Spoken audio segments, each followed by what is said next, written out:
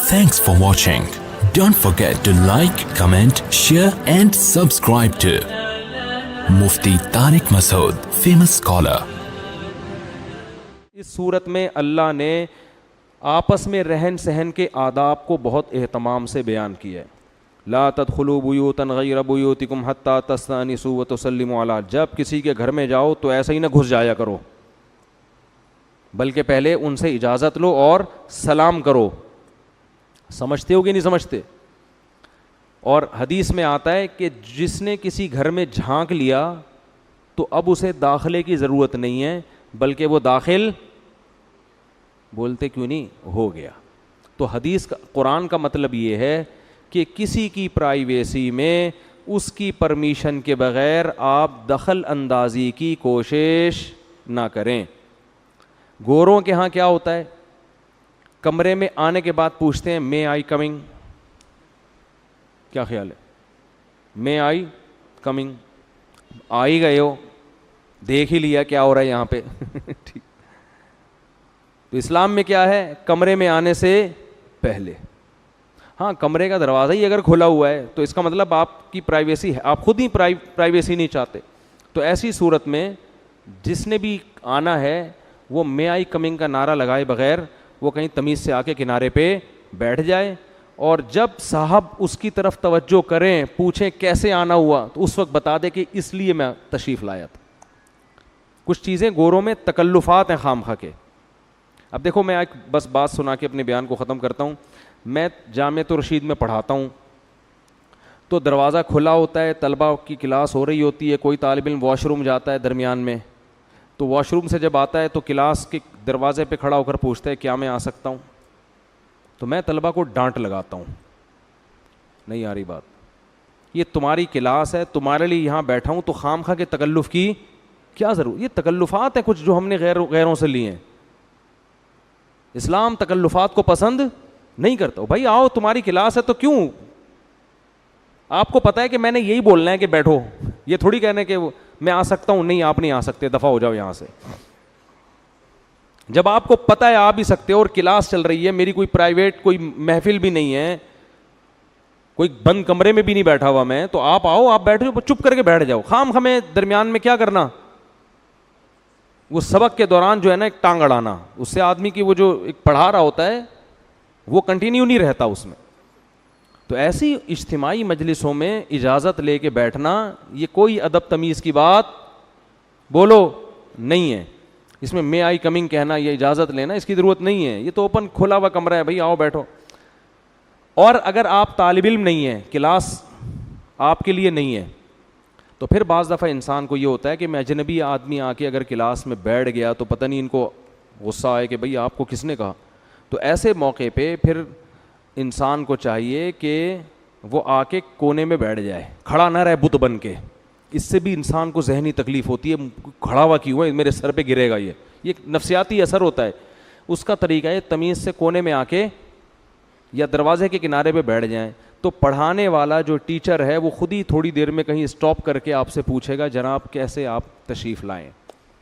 خود جب تک نہ پوچھے تو درمیان میں ٹانگ مت اڑاؤ. سمجھ رہے ہو؟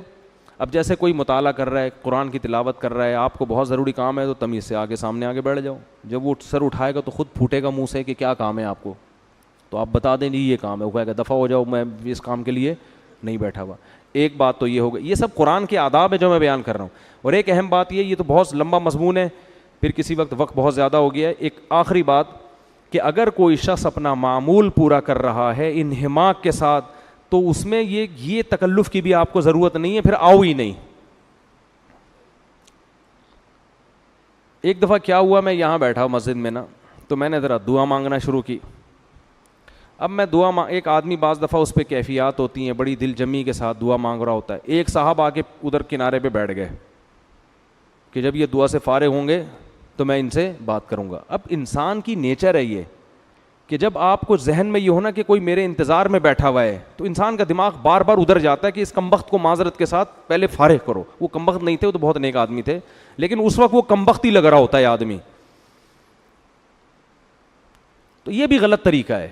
بھائی ایک آدمی دعا مانگ رہے ہیں, آپ کہیں پیچھے جا کے بیٹھو, اس کو یہ احساس نہ ہو کہ آپ اس کے انتظار میں بیٹھے ہوئے ہو. ایسی جگہ جا کے بیٹھو, جب وہ فارغ ہوگا اپنے عمل سے پھر آپ اس کو بتاؤ جی میں اس لیے تشریف لائے تھا. سمجھتے ہو کہ نہیں سمجھتے؟ تو یہ کئی دفعہ ہوتا ہے, تو پھر مسجد میں بیٹھنا ہی چھوڑ دیا میں نے.